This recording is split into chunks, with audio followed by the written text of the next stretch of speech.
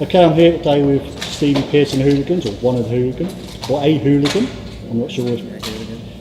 Doing a co-headline show with Black Bullets in Reading. I don't know who chose to go on last, I'm not sure about that one, but whether it's a toss-up. Well, I went to a secret. I started the Black Bullets. So by default, I get to play last. And that was 6-7 years ago now?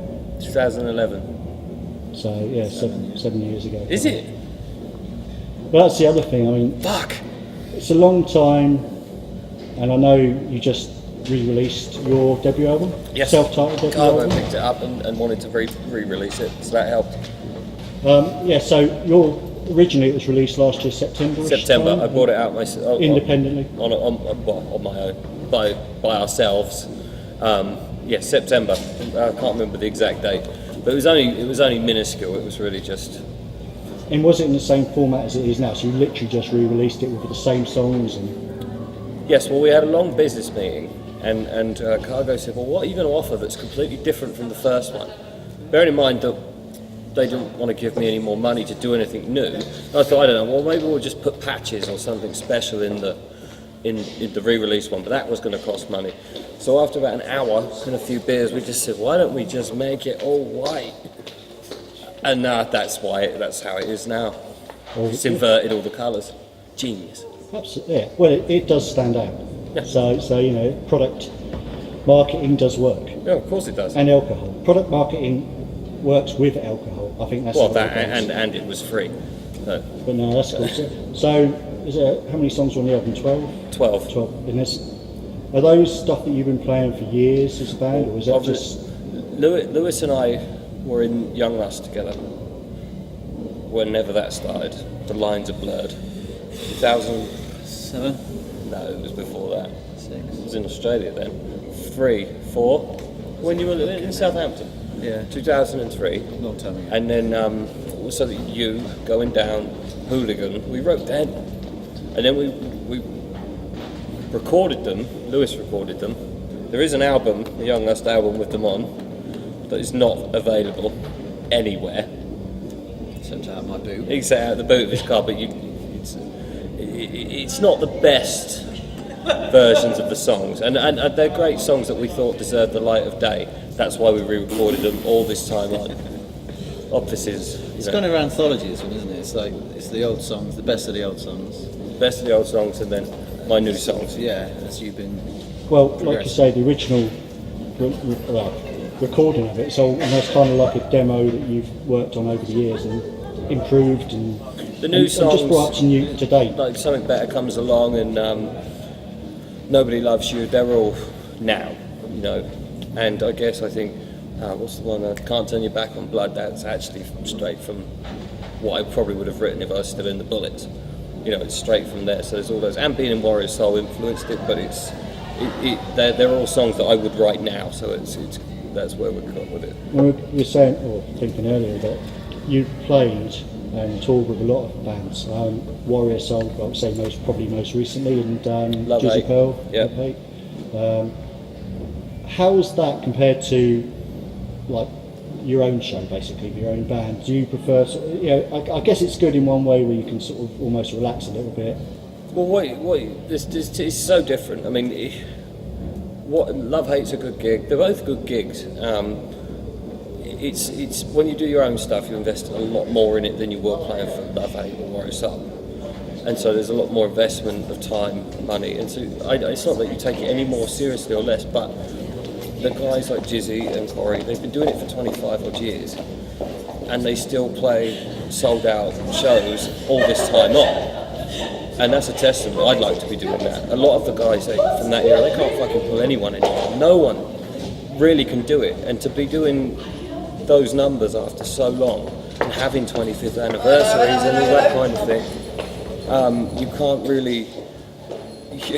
really fuck with that, because it's a testament to the legacy of that kind of music. I think there's been a resurgence, certainly over the last few years, of proper rock and roll music, raw rock and roll music, if you like. Bands like yourself and, like you say, Warrior Soul coming back, and Jizzy Pearl and all these guys. A lot of the young British bands coming up now are almost carrying the torch for the next generation as well. Well, these guys started which it. is good. Yeah, these guys started it, and now we have the bands that without them, you wouldn't have what we have today.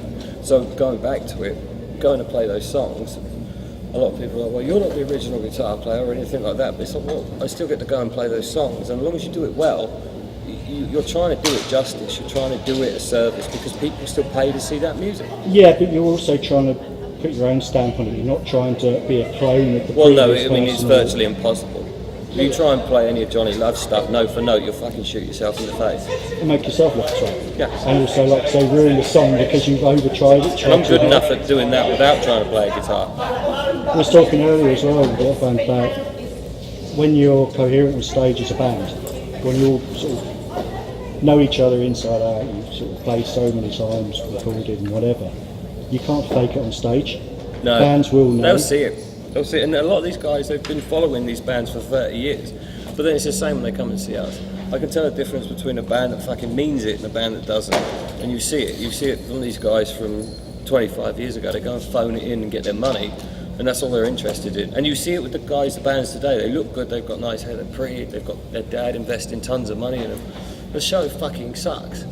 I think there's, well, I said I was sort of almost excited about the future of British music because there's a lot of younger bands like I say I've talked to. I know some of them, like you say, are prima donna twats.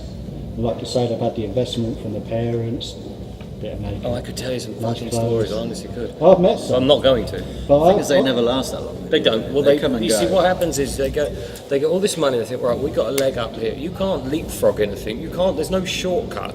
And after 2 years, when it's not happened for them in the way they think they're going to, they go, "Oh, we better do something else now," or we better, just, or they just give up. I think there's still a lot of bands that I've met and talked to, certainly over the last couple of years, that are of the work ethos, if you like. They put the hours in, they do the tours, they play the venues when there's two people with one man with a dog there. And they'll play it like if they ever got the chance to play in an arena, because you never know who that one person is in that room, listening to your music, and who they will tell, and so on and so on. It still happens, but I still believe that if you've got the songs, well, you have to have the music, you have to have the songs, and it still happens. If you've got, it's just that one song, doesn't matter what you fucking look like, you'd be the ugliest bastard in the world, the poorest guy. Look at that C16, right? Say me then. Look at him. He ended up still with me after 10 years. But it's that same thing. If you've got the songs and people dig it, you can't buy it. It's just work. You have to scrap it out. But it's also, I think a lot of it's who you know at certain levels within the music industry and the TV people. It's not just playing, I it's- don't you've got necessarily, Facebook, I you've don't got necessarily social agree with that, because you can know everyone in the world, but it doesn't matter. There's some there's some fucking massive assholes out there that no one likes, and these people that they should know don't like them, but they're still successful. And there's loads of bands that will never ever see the light of day. Exactly. Who are absolutely fantastic. And it's criminal. Yeah, absolutely, and I see it every day. It's criminal. And it hurts. I could to rattle see off about 100 now, just sat here. God, absolutely. Yeah. I mean, so go back to someone like C16 though. He was picked up and picked out, for his style of music, which wasn't the norm at the time. Nobody sort of was playing that sort of style of music. Biscuit tin, cigar box guitars style publicly. It was done, in some of the jazz clubs and some of the small things. But it was a great market move by whoever did it. Yeah. They must have made an absolute fortune. I mean, the guy's very good. Yeah. But you would never have known him in that That's level. right. Yeah, but the thing you also feel with him is he would have been doing what he's doing Yeah. no matter what. Regardless, and that's the point. That's your He'd be busking authenticity. on the And street and that's still it, playing yeah. music. I can yeah. guarantee to you, we'll still be doing this same shit. It's probably no one, or 20 people, or 100 people, or maybe 50,000, or probably no one in another 10, 20 years' time. It doesn't really fucking matter to us. It's because you're musicians, real Well, you musicians, play. and you enjoy playing. And Most of the time. most, we were saying as well, it's The that odd gig, isn't it? with certainly when there's a buzz in the hall, when the crowd's quite big, like tonight, I think there's quite a few people down there. It must be cool, especially like headlining, where you've got the energy from stage, but you really need to release it. But then you get the energy back from the crowd, and it kind of is almost like a two-way thing. It's almost like a symbiotic thing where you can actually, it makes you guys almost not play better, but It's true. It certainly helps. And I think it helps sometimes. The band, good bands will almost make the audience more buoyant. We had it last night. What time did we go on last night in Coventry? 10 to 11. About 10 to 11 we went on. Four bands on a fucking Thursday night. It was great, you know. And there's a handful of people still left at 12 on a Thursday in Coventry, and it was fucking cold, and we travelled for about 2 or 3 hours to get there. But even though there was just a handful of people, it was still a great fucking gig because everybody genuinely enjoyed being there. And we had to fucking work hard to make that happen, but it still worked. Exactly, the things you put the effort in to do it, and you got the reward back. That's right. There's some gigs where you just take the audience with you, you're like they're all together. There's some where you have to fucking drag them along, and some where you battle, and it's different types of gigs, but like you say, it's energy that's from the stage or to the stage. It just helps for an amazing atmosphere. But then it's no different. I mean, a couple of the bands I played for, what we experience in this low-level scumbag gutter trying to get a decent gig, the same problems hit the bands that, you know, like Warrior Soul and Love Hate. It's still difficult for renowned guys. I mean, we've played to no one in Warrior Soul in the early days when I joined, when Corey was just doing his solo stuff. And then after a year, we're playing to tons of people again. Everybody gets hit by it. I also think it's the whole music industry has changed so much over the years, where as you go back to the 70s, 80s, probably even early 90s, touring was taken care of by the record company or the management, whoever. It was all paid for, and you guys just went out and played your stuff. Nowadays, most of the money is made by merch. It must be because it was a hardship to go on tour.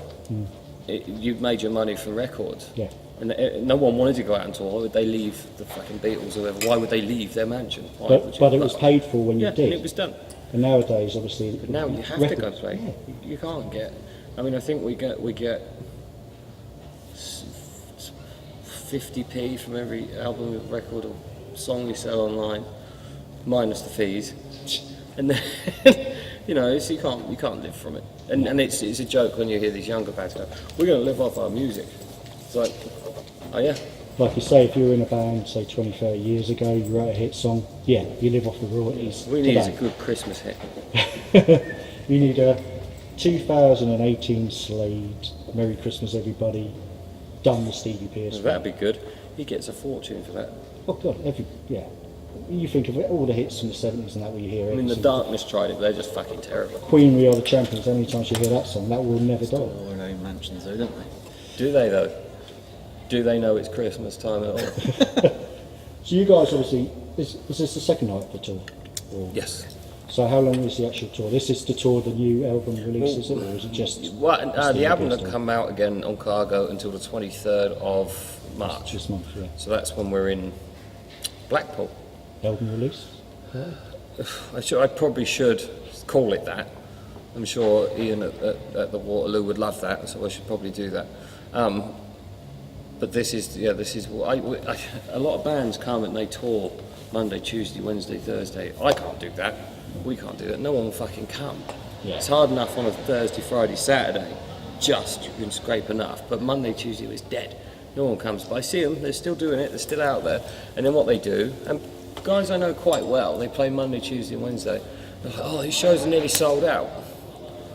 Come Thursday morning, they're going, I can't believe people aren't coming out to see us. I said, well, hang on, you just said your shows were nearly sold out. And so I tend to stay away from early week shows. I think it's difficult. I think the only way that seems to work is when you're a touring band coming over from the States or Europe or whatever. Yeah, and you've maybe got a 2-week tour. And you do bands like Love Hate and Warrior Soul don't have that much trouble doing that.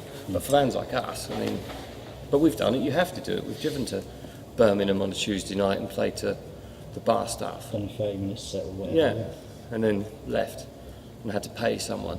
But at the end of the day, you're still, I mean, also every single gig you guys play together, I don't care, yeah, it's a bit like riding a bike, you just get better and better and better and you're sort of more in tune with each other. And I guess if you're not on tour, because you guys are all quite local to each other, are you? Relatively. I mean, Lewis is in Oxford. Dave, well, no, actually, Dave Dave is in Carlisle, Oh, okay. So yeah, pretty far right then. and me and the bass player are from Basingstoke, and Lewis from Oxford. But So, it- so it's- do you sort of get together and do rehearsals? No, just sound check is the rehearsal. Yeah, but then I, you know, that's just the way it goes with pretty much any band. I mean, unless you're writing new material, then there's not much point in rehearsing, because I mean, we've been playing these songs for 10 years.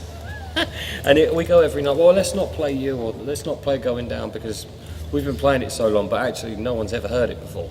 Yeah, So we because kind of it have to was suck it original, up yeah. and play those songs because people haven't heard them, they're good songs. So from the latest album that's due to release on the 23rd, what's your favourite songs to play live from that? And obviously some of them you've known for years. Can't really pick them. Set My Soul on Fire is my favourite. This album, we always play it towards the end of the set, and it's just real high energy, and it just seems to really get the crowd going every time. So that's definitely a favourite for me. It's a good sing-along song. Yeah. And there's a few beers that have been partaken in by that time, I guess, of the set as well. Well, you'd hoped everyone would be smashed.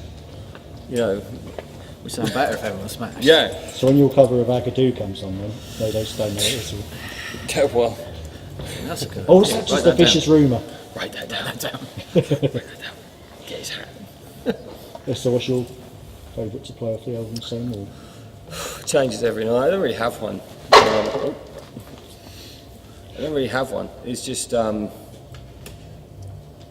You. I always enjoy You. I always enjoy Hooligan because it's good to shout at people. Yeah. You know. So that's really cool. I mean, hopefully when it's re-released on the 23rd, it will get the. Well, it's got some great All of it. reviews already, and it's not out. I've read quite a few of the reviews as well. Yeah, exactly. You've had some really cool reviews. People are loving the songs. Yeah. They said, "Why didn't you love it the first time?" But thank you for loving it now. I don't know what the difference is, to be honest. I mean, It's a negative. That's what it is. we've been given a good PR guy that likes the album. That helps because you can get given PR people that don't like the stuff, so they don't really care. But I don't know what the fucking difference is this time round. But getting into people's heads more than anything, isn't it? people seem to like it. I mean, it's probably because they've never met us before. Yeah, like you say, Yeah. it's new to them. They say, "Oh, I've just discovered this new band. Yeah, Listen to this. It's great." And you're like, "Thank you." they're really arseholes. But I remember when the first album was really badly done, the Young Luster one. One of the first reviews we got. oh, he said the first, and it was Uber Rock, and they said Uber Rock, he yeah. can write a really good tune, he just can't hold one. Can't carry one. Yeah. And then he told you, didn't he, like a couple of weeks later? Oh yeah, I've been listening to it all the time. I really But like our it. songs are So he stuck grew in on your it. head, and that was the first thing that happened. But that's because he made me record those vocals with a duvet around me in his spare room, his mum and dad's house spare room, with the flu. He's like, filmed well, we've you got as to well, get it didn't done. you? Yeah, Yeah. no, you didn't. And Vicky, your wife, was in the next room going, "What the fuck is this?" they're still together though. But it's a story you can tell like now, because it's all worked out for the best. Well, I Yeah. just remembered that. The songs It's are, not a are still story. on the album. They're on the re-release, but like you say, you tweaked them, made them better, made them all how you wanted them. I guess in the them first justice. place. Yeah, exactly. Well, I should you're give proud to Dave. play 'em. I should give Dave Draper a shout at Tower Studios. Cause literally, if you can imagine, if you've got pellets of music and you just shove them through someone's letterbox and run off and go, make that sound good. He phoned me about 3 days later. He's like, "What the fuck is this?" I mean, he's done Ginger Wildheart stuff and all that kind of. I mean, he's well known. He's a hero, and he pieced it together. And when he sent back Bad Day, we're like, "What the fuck is that? Is that even us?" But you have to be careful because you have to still be able to deliver it live. There's a of lot of course. bands that have such good production. When you hear them live, they kind of suck. Because you've almost got to learn Like it Falling again. You Red. can't play what's on the actual record. Because it's like somebody else, almost like you're doing a cover. Yeah. If they've done it so. Yeah, so we have to go out and nail it. But we were lucky with him, and it sounds good. Also, we were saying about with an album nowadays, a lot of bands are setting the album up almost like a set list, like you would play on stage. The same sort of way. Well, it flows and- we tried having backing track to Something Better Comes Along, and it sounded great, but we're not that good at staying in time. Which, and it just sounded, oh, well, this doesn't seem right. Because unless I think the whole set's got a backing track to it, I think you're just pissing in the wind, really. Just didn't suit us, did it? Nah. But then you guys know what Especially you're if best you change the set halfway through. at. You guys know what you're best at. You know what your limits are, what your pluses are. We're limitless. Limitless. There you go. See, totally good. So I guess they just got to have faith. You got to have faith, and you know what each other are doing. Oh, I'm why fucking even bother? built on faith. Look. And red wine. Yeah. Well, you got to have some encouragement. You've got to be able to lie to yourself if you're going to lie to everybody else. So what you got guys coming up after this latest tour? Well, we You have festivals this year at all? Or? Yeah, we got two. One I can't talk about now, but it's been confirmed. It'll probably be quite controversial when I do announce it. It's nothing to do with. Better not say that. Nothing to do with Am I not playing? You told me that. No. I was talking about something else. We got Rock Mantic on the road with some Dutch bands. I don't know. I don't pay that much attention. And then we do have another one. And then we've got 3 shows in August with someone else I can't say anything about. But I go on tour with Jizzy for the whole of May. We do 21 shows. We'll be here, there, and everywhere. You'll see these guys on the road everywhere in the summer, but we just can't say where at No. the moment. Yeah. But Well, you'll see you the know. names pop up. Well, we can't tell our 3 fans. Gotta leave Two of them. surprises, haven't Two we? of them are pretty fucking keen, aren't they? And they know where we live now. So it's, Yeah. No, that's cool. I mean, One of them managed to get in the band. yeah, yeah. but you haven't told them yet, are they? No, well, no. So you guys recording any new stuff now, ready for another album? Well, the after this plan, one? the plan is that I have finished 3 songs. Finished being the loose, broad term for 3 songs. But they don't understand that. That I think the next thing we're going to do is a 3-song vinyl release. So EP type, 12 inch. What does constitute an EP? Is it how many songs? 6. Well, you see, the thing is, everyone went, Must be 3. why are you bringing out an album as your first thing? And I said, well, because none of my songs are shit. Because if you bring out an EP, well, bands bring out albums. 4 of the songs are good. The rest of them sucks. They went, Tommy Lee started this. He was like, well, everyone let's bring out fucking EPs. But then all it did was condense the shitness of, well, there's 1 good song and 5 shit or 4 shit ones. All of ours are great. But also, people bring out EPs. New band, for example, brings out 2 or 3 EPs over a 3 or 4 year period. When they do release an album, those songs from the EPs make it on the album, and there's like 3 or 4 new songs that nobody's heard. Yeah, but so you see- you're buying the same shit over and over But again. you see, the thing is bands seem to make this massive deal about recording and writing songs, right? Oh God, you're gonna have to. Now, all right, granted, ours took a long time to bring out because of the various band name changes and the shit I was doing. But writing songs to me is not a difficult thing to do. They kind of go, oh, it's been so long in the making, and this is a really long process. It doesn't need to be. Go and fucking record your songs, bring them out. And that's what I do. So if we chucked them all on one album, done that, that's done. Next 12 will come out. I don't see the point in chunking it out. Why not just bring everything out you've got? If it takes you a year to write 5 songs, there's fucking something wrong with it. And best albums are written in a week or 2 weeks, aren't they? It's just everyone in the Yeah, studio. exactly. Just Well, crack that's on. what I want to do with the next one, the next album I do. I just want to do a vinyl because they're hip now. Everybody wants fucking vinyl. So, all right, we'll do Never 3 got rid songs. of my old ones. And the reason I'll do 3 songs is because it's cheaper than doing 12. You're looking at £300-400 a day to record the fucking record. So the next one we'll do, but I want to do the next one where it's all of us together rather than me just hashing bits together. I want to do it so we're all together and it's more organic than. So it's kind of going to be one of those record store day releases, more than likely, where In Tadley, yeah. exactly. Yeah, that's fun. Well, they do it at the sound machine Outside already. the You could do SO. it there. But those are the good days. You know, you were excited for a release. Nowadays, you see it on YouTube That's months, years, whatever before it's even released on record. When it does Well, come out, it's saying not, that- there's no excitement. Saying that though, the Hit Priest did a really cool thing recently. You know the Hit Priest? Yeah. They released a 10 or a 12 minute long song. And it was basically 3 or 4 songs mashed together. It started out as the Hit Priest stuff. And then they had some weird shit and then a girl singing and some saxophone. And then it ended. It was like, actually, all right, fine. If you're going to do, I think if you're going to do, that was clever to me because it was intelligent. It was like, let's not do 5 tracks. Let's do one really long one and stick that on an EP or call it whatever you want. That's kind of changed things a little bit. I'd like to see more people doing that. I'd definitely have a go at it. I remember, I mean, with a vinyl the same as a CD, obviously you have track separation. Whereas I remember Prince years ago did Love Sexy album, and that was just one continuous CD. It was just one song from start to finish, even though it was the whole album. It was literally one track, and that was a similar sort of thing. But you had to literally, you couldn't go on to the next track because there wasn't one. It was just the whole album in one.